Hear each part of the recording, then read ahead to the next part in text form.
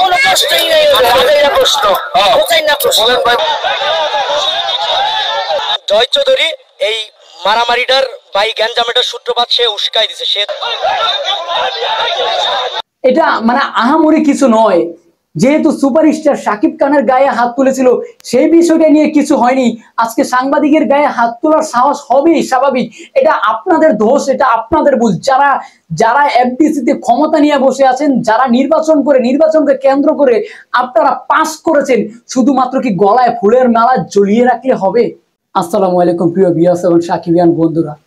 অবিচার, ব্যভিচার, মানুষের প্রতি জুলুম, অত্যাচার, এই ধরনের ঘটনা যেন এখন এফডিসির ভিতর পানি ভাত হয়ে গেছে। দর্শক, অহরহ এই ধরনের ঘটনা এফডিসির ভিতর ঘটেই চলছে। আমরা কিন্তু আজকে সাধারণ অডিয়েন্স হয়ে দূর থেকে শুধুমাত্র দুঃখ প্রকাশ করা ছাড়া আর কিছুই করতে পারছি না। আজকে এই সাংবাদিক ভাইদের উপর যেই ধরনের হামলা হয়েছে, এই হামলাটা কি আদৌ হতো? দর্শক, বলছিলাম 2017 সালের নির্বাচনকে কেন্দ্র করে শাকিব খানের গায়ে হামলার কথা। আপনারা যারা সাকিবিয়ান আছেন বা সোশ্যাল মিডিয়ায় যারা অ্যাক্টিভ আছেন, জার্নালিস্ট আছেন কিংবা টেকনিশিয়াল আর্টিস্ট, কলাকৌশলী, সকলেই মিডিয়ার সাথে যারা জড়িত আছেন বা আমাদের মতো অডিয়েন্স আছেন, সকলেই কিন্তু জানেন সেই দিনের ব্যভিচার অবিচারের কথাটা। এত বড় একজন সুপারস্টার, বাংলাদেশের এত হাইলাইট একজন সুপারস্টার, আজকে দুঃখ লাগে, একজন অডিয়েন্স হিসাবে আমাদের দুঃখ লাগে। আর যারা শিল্পী, কলাকৌশলী ছিল, টেকনিশিয়ান ছিল কিংবা জার্নালিস্টরা ছিল, তারা কেউ কিন্তু এই বিষয়টাকে সেদিন তুলে ধরেনি। আজকে সেদিন যদি আপনারা তুলে ধরতেন, আজকে মিডিয়া পাড়ায় যদি আপনারা তুলে ধরতেন কেন শাকিব খানের উপর হামলা করা হলো, কেন শাকিব খানের গায়ে হাত তোলা হলো, আপনারা যদি প্রত্যেকটা সাংবাদিক একটা করে ওয়ার্ড লিখতেন, তাও হাজার হাজার ওয়ার্ড লেখা হয়ে যেত, তাহলে কিন্তু আজকে আপনাদের গায়ে হাত তোলার সাহস কেউ পেত না। দর্শক, বলছিলাম আজকে সাংবাদিক ভাইদের উপর একটা হামলা করার কথা।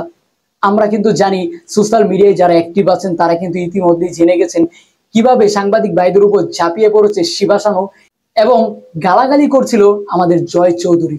মিশা সওদাগর ভাই, দীপজল ভাই, আপনাদের কি বলছি, আপনারা এর কঠোর ব্যবস্থা নিন। আজকে একটা আইন গড়ে তুলুন। শুধুমাত্র এফডিসিতে ক্ষমতা নিয়ে বসে থাকলে হবে না, একটা আইন গড়ে তুলুন। শুধু গায়ে হাত দেওয়া কেন, একজনকে নিয়ে আরেকজন যদি কটূক্তি রকম কোনো কথা বলে কিংবা মিডিয়ার সামনে এসে কাউকে বদনাম করে, আপনারা সকলের উপর কঠোর ব্যবস্থা নিন।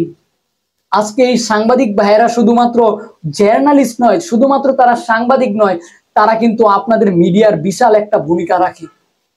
তারা কিন্তু সিনেমা প্রচার করার বিশাল একটা ভূমিকা রাখে। তারাই কিন্তু সিনেমাকে আমাদের মতো অডিয়েন্সের কাছে পৌঁছে দেয়। আজকে ওনাদের গায়ে হাত তোলা মানে কি বুঝতে পারছেন? ওনাদের গায়ে হাত তোলা মানে বাংলা চলচ্চিত্রকে পিষে মাটিতে মিশিয়ে দেওয়া। এটা মানে আহামরি কিছু নয়, যেহেতু সুপারস্টার শাকিব খানের গায়ে হাত তুলেছিল সেই বিষয়টা নিয়ে কিছু হয়নি, আজকে সাংবাদিকের গায়ে হাত তোলার সাহস হবেই স্বাভাবিক। এটা আপনাদের দোষ, এটা আপনাদের ভুল। যারা এফডিসিতে ক্ষমতা নিয়ে বসে আছেন, যারা নির্বাচনকে কেন্দ্র করে আপনারা পাস করেছেন, শুধুমাত্র কি গলায় ফুলের মালা ঝুলিয়ে রাখলে হবে? চলবে না, আপনাদের এর ব্যবস্থা নিতে হবে। আপনারা এখন বলবেন যে শিবাসানু ঠিকই করেছে, আপনারা এখন বলবেন জয় চৌধুরী ঠিকই বলেছে। দিস ইজ ফলস, এটা একদম রং। শিবাসানু, জয় চৌধুরী মোটেও ঠিক করেনি। গায়ে হাত দেওয়া আইনত দণ্ডনীয় অপরাধ। আপনি যা বলবেন মুখে বলতে পারেন।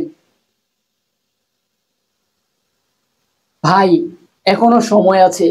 যারা এফডিসিতে আছেন তারা বোঝেন এটা কিন্তু সিনেমা কিন্তু এমনিতেই শেষ পর্যায়ে।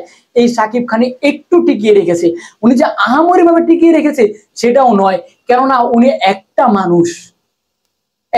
মানুষ 10 জন মানুষের অভিনয় করতে পারবে না। একজন মানুষ একটাই সিনেমা করতে পারবে। উনি একা একটা সিনেমা করলে অটো 10টা সিনেমা হয়ে যাবে না। আর অটো যে সমস্ত সিনেমা 10টা হচ্ছে, তাদের সিনেমাও কিন্তু সিনেমা হলে নিচ্ছে না। যেমনটা রিসেন্ট কিন্তু আমরা এই ঈদেই দেখেছি, 11টা সিনেমা মুক্তি দিলেও সারা বাংলা জুড়ে শুধুমাত্র রাজকুমারী চলেছে। এইসব বুঝতে হবে। একজন যারা সিনিয়র পার্সন আছেন, যারা সিনেমার ভিতর মানে অনেক গ্রহণযোগ্য আছেন, তাদেরকে সকলে মিলে, আপনারা যারা সিনিয়র আছেন, আপনারা যারা ছোট পদের আছেন, তারাও কিন্তু শাকিব খানকে সম্মান করতে হবে বা বড়রা স্নেহর চোখে দেখতে হবে। এর কারণ হলো শাকিব খান বাংলা সিনেমাকে এগিয়ে নিয়ে যাচ্ছে এবং শাকিব খানের জন্য আরো 10 জন কাজ পাচ্ছে। আপনারা যারা জ্ঞানী আছেন, সিনেমা বোঝেন, অবশ্যই জানেন যে একটা সিনেমায় শুধু শাকিব খান একা থাকে না, নায়িকা, villain, technician, cameraman, director, choreographer ইত্যাদি ইত্যাদি, ডান্স মাস্টার সহ অনেকেই। এই শাকিব খানকেও কিন্তু আপনারা ছাড় দেননি।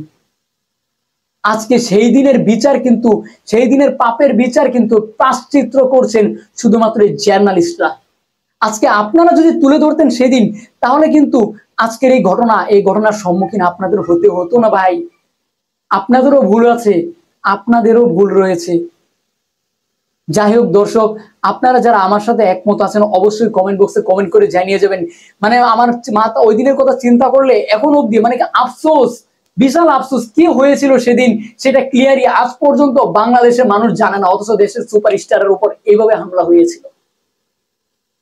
আফসোস, হায় আফসোস।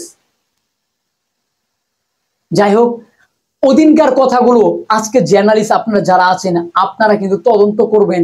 এটা কিন্তু আজকে আমি পার্সোনালি ইউটিউবার হয়ে আপনাদের বলছি না, এটা কিন্তু সাধারণ অডিয়েন্স সকলেরই মনের একটা চাওয়া।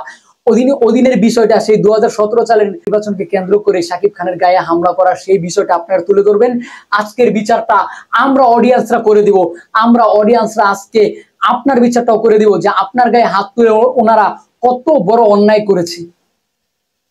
আপনারা এই বিষয়টার ভিতরে অ্যাক্টিভ থাকেন। এই সমস্ত বিষয়গুলোর ভিতর যারা শিল্পী, টেকনিশিয়ান, যারা আপনারা পাস করে বসে আছেন, তারাও অ্যাক্টিভ থাকেন। দেখবেন চলচ্চিত্রের জন্য ভালো হবে ভাই, বুঝতে হবে। আর কিছুদিন যাও, চলচ্চিত্র কিন্তু এমনি শেষ।